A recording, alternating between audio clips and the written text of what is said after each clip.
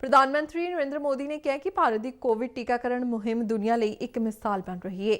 ਆਕਾਸ਼ਵਾਣੀ ਦੇ ਮਨ ਕੀ ਬਾਤ ਪ੍ਰੋਗਰਾਮ ਰਾਹੀਂ ਦੇਸ਼ਵਾਸੀਆਂ ਨੂੰ ਸੰਬੋਧਨ ਕਰਦਿਆਂ ਪ੍ਰਧਾਨ ਮੰਤਰੀ ਨੇ ਕਿਹਾ ਕਿ ਕੋਵਿਡ ਮਹਾਮਾਰੀ ਖਿਲਾਫ ਵਿੱਢੀ ਗਈ ਜੰਗ ਨੂੰ ਤਕਰੀਬਨ 1 ਸਾਲ ਹੋ ਗਿਆ ਹੈ। उन्होंने कहा कि इस लड़ाई में भारत ने महामारी के प्रबंधन तो लैके वैक्सीन बनाने तक कई पहलकदमियां करके एक उदाहरण पेश की है। उन्होंने कहा कि भारत वैक्सीन प्रोग्राम के नाल ही दुनिया में सब तो तेज़ रफ्तार नाल अपने नागरिकों का टीकाकरण भी कर रहा है। प्रधानमंत्री ने कहा कि केवल 15 दिनों में 30 लाख तो वध कोरोना योद्धियों का टीकाकरण किया जा चुका है। उन्होंने कहा कि टीकाकरण के खेत्र में दुनिया के कई विकसित देश भी भारत तो पिछे चल रहे हैं। दुनिया का सबसे बड़ा कोविड वैक्सीन प्रोग्राम चला रहा है। आप जानते हैं और भी ज्यादा गर्व की बात क्या है, हम सबसे बड़े वैक्सीन प्रोग्राम के साथ ही दुनिया में सबसे तेज गति से अपने नागरिकों का वैक्सीनेशन भी कर रहे हैं।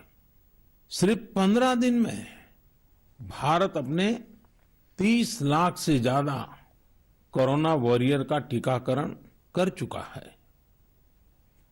प्रधानमंत्री मोदी ने कहा कि देश विच बनी वैक्सीन भारत की आत्म-निर्भरता ते आत्म गौरव का प्रतीक है। प्रधानमंत्री ने दस्सिया कि भारत वालों महामारी के इस समय विच होरनां देशों की भी मदद की गई है। नमो ऐप राहीं भेजे गए एक सुनेहे का जिक्र करदियां प्रधानमंत्री मोदी ने कहा कि देश विच बनी वैक्सीन नाल नागरिकों विच आत्म-विश्वास पैदा होया है कि भारत ने जिस तरह कोरोना से लड़ाई में दुनिया की मदद की है, उससे भारत के बारे में उनके मन में इज्जत और भी बढ़ गई है। कीर्ति जी, देश का ये गौरवगान सुनकर मन की बात के श्रोताओं को भी गर्व होता है। प्रधानमंत्री ने कहा कि भारत दवाइयां ते वैक्सीन के खेत्र में आत्मनिर्भर होने करके संकट के समय दुनिया की सेवा कर सकिया है। उन्होंने कहा कि यह सोच आत्मनिर्भर भारत अभियान का मूल है। प्रधानमंत्री ने कहा कि भारत जिन्ना समर्थ होगा उन्नी ही मनुखता की सेवा करेगा और उन्ना ही दुनिया को लाभ होगा। खेती के विषय पर गल करदियां प्रधानमंत्री नरेंद्र मोदी ने कहा कि इस सैक्टर को आधुनिक बनाने लई सरकार प्रतिबद्ध है और अनेक कदम भी चुक रही है। प्रधानमंत्री ने भरोसा दिता कि इस दिशा में सरकार के यतन अगे भी जारी रहेंगे। प्रधानमंत्री ने स्ट्रॉबेरी उत्सव का जिक्र करदियां कहा कि साडे देश का खेतीबाड़ी सैक्टर नवीं तकनोलॉजी और नवीनता को अपना रहा है। पिछले दिनों झांसी में 1 महीने तक चलने वाला स्ट्रॉबेरी फेस्टिवल शुरू हुआ। हर किसी को आश्चर्य होता है, स्ट्रॉबेरी और बुंदेलखंड, लेकिन यही सच्चाई है। अब बुंदेलखंड में स्ट्रॉबेरी की खेती को लेकर उत्साह बढ़ रहा है और इसमें बहुत बड़ी भूमिका निभाई है झांसी की एक बेटी गुरलीन चावला ने। लॉ की छात्रा गुरलीन ने पहले अपने घर पर और फिर अपने खेत में स्ट्रॉबेरी की खेती का सफल प्रयोग कर ये विश्वास जगाया है कि झांसी में भी ये हो सकता है।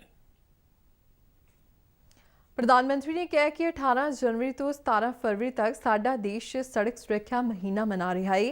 उन्होंने कहा कि सड़क हादसे आज साडे देश विच ही नहीं बल्कि पूरी दुनिया विच चिंता का विषय ने। उन्होंने कहा कि सड़क सुरक्षा लई सरकार दे नाल व्यक्तिगत ते समूहिक पद्धर ते कई तरह के यतन किए जा रहे हैं और जीवन बचाउण दी इन्हां कोशिशां विच सानूं भागीदार बनना चाहिए है। फास्टैग प्रोग्राम का जिक्र करदियां प्रधानमंत्री ने कहा कि इस नाल देशवासियों के तकरीबन 21,000 करोड़ रुपए की बचत होने का अनुमान है। उन्होंने कहा कि इस प्रोग्राम के लागू होने नाल पैसे ते समय दोहां की बचत होती है।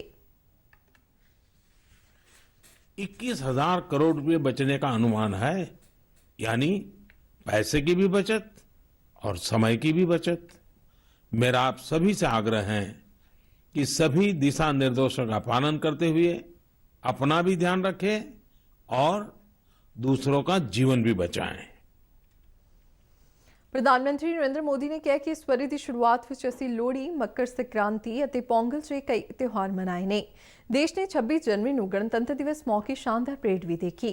प्रधानमंत्री ने कहा कि इस दरमियान दिल्ली में तिरंगे का अपमान देके देश दी भावनावां नूं ठेस भी पहुंची। उन्होंने कहा कि इस वरी भारत अपनी आज़ादी के 75 साल समागम अमृत महोत्सव नूं शुरू करन जा रहा है। अजिहे विच सानूं आज़ादी दिवाउण वाले महानायकों नाल जुड़े स्थानां बारे पता लगाउण दा बेहतरीन समा मिलिया है। इस दौरान प्रधानमंत्री ने नमो ऐप राहीं एक नागरिक वालों आज़ादी के कोल दी गाथा का एक किस्सा भी स्रोतियां नाल साझा कीता है। आंदोलन और बिहार की बात कर रहे हैं तो मैं नमो ऐप पर ही की गई एक और टिप्पणी की भी चर्चा करना चाहूंगा। मुंगेर के रहने वाले जयराम विप्लव जी ने मुझे तारापुर शहीद दिवस के बारे में लिखा है। 15 फरवरी 1932 को देशभक्तों की एक टोली के कई वीर नौजवानों की अंग्रेजों ने बड़ी ही निर्ममता से हत्या कर दी थी। उनका एकमात्र अपराध यह था कि वे वंदे मातरम और भारत मां की जय के नारे लगा रहे थे। ਪ੍ਰਧਾਨ ਮੰਤਰੀ ਮੋਦੀ ਨੇ ਕਿਹਾ ਕਿ ਭਾਰਤ ਦੇ ਹਰੇਕ ਹਿੱਸੇ ਵਿੱਚ ਆਜ਼ਾਦੀ ਦੀ ਲੜਾਈ ਪੂਰੀ ਤਾਕਤ ਨਾਲ ਲੜੀ ਗਈ ਸੀ। ਉਹਨਾਂ ਆਜ਼ਾਦੀ ਦੇ ਘੋਲ ਵਿੱਚ ਜਾਨਾਂ ਵਾਰਨ ਵਾਲੇ ਮਹਾਨ ਸਪੂਤਾਂ ਦੀਆਂ ਸੰਘਰਸ਼ ਨਾਲ ਜੁੜੀਆਂ ਯਾਦਾਂ ਨੂੰ ਸੰਜੋ ਕੇ ਰੱਖਣ ਦਾ ਸੱਦਾ ਦਿੱਤਾ ਹੈ। ਪ੍ਰਧਾਨ ਮੰਤਰੀ ਨੇ ਕਿਹਾ ਕਿ ਨੌਜਵਾਨ ਲੇਖਕਾਂ ਲਈ ਇੰਡੀਆ 75 ਨਾਂ ਦੀ ਇੱਕ ਪਹਿਲ ਕਦਮੀ ਸ਼ੁਰੂ ਕੀਤੀ ਜਾ ਰਹੀ ਹੈ, ਜਿਸ ਨਾਲ ਸਾਰੇ ਰਾਜਾਂ ਤੇ ਭਾਸ਼ਾਵਾਂ ਦੇ ਨੌਜਵਾਨ ਲੇਖਕਾਂ ਨੂੰ ਉਤਸ਼ਾਹ ਮਿਲੇਗਾ। ਉਨ੍ਹਾਂ ਕਿਹਾ ਕਿ ਇਸ ਪਹਿਲ ਕਦਮੀ ਨਾਲ ਭਾਰਤ ਦੀ ਵਿਰਾਸਤ ਅਤੇ ਸੰਸਕ੍ਰਿਤੀ ਦਾ ਡੂੰਘਾ ਅਧਿਐਨ ਹੋ ਸਕੇਗਾ। ਮਹਿਲਾਵਾਂ ਦਾ ਜ਼ਿਕਰ ਕਰਦਿਆਂ ਪ੍ਰਧਾਨ ਮੰਤਰੀ ਨੇ ਕਿਹਾ ਕਿ ਕੋਈ ਵੀ ਖੇਤਰ ਹੋਵੇ, ਮਹਿਲਾਵਾਂ ਦੀ ਭਾਗੀਦਾਰੀ ਲਗਾਤਾਰ ਵਧਦੀ ਜਾ ਰਹੀ ਹੈ। ਉਨ੍ਹਾਂ ਕਿਹਾ ਕਿ ਇਸ ਵਾਰ ਗਣਤੰਤਰ ਦਿਵਸ ਦੀ ਪਰੇਡ ਵਿੱਚ ਭਾਰਤੀ ਹਵਾਈ ਸੈਨਾ ਦੀਆਂ 2 ਮਹਿਲਾ ਅਫਸਰਾਂ ਨੇ ਵੀ ਇਤਿਹਾਸ ਰਚਿਆ ਹੈ। ਪ੍ਰਧਾਨ ਮੰਤਰੀ ਨੇ ਸੈਨ ਫਰਾਂਸਿਸਕੋ ਤੋਂ ਬੰਗਲੁਰੂ ਲਈ ਨਾਨ ਸਟਾਪ ਹਵਾਈ ਉਡਾਨ ਦੀਆਂ 4 ਭਾਰਤੀ ਮਹਿਲਾ ਪਾਇਲਟਾਂ ਬਾਰੇ ਵੀ ਜਾਣਕਾਰੀ ਸਾਂਝੀ ਕੀਤੀ। भारत की 4 विमेन पायलट्स ने संभाली 10,000 किलोमीटर से भी ज्यादा लंबा सफर तय करके ये फ्लाइट 250 से अधिक यात्रियों को भारत लेकर आई। आपने इस बार 26 जनवरी की परेड में भी गौर किया होगा, जहां भारतीय वायुसेना की 2 विमेन ऑफिसर्स ने नया इतिहास रच दिया है।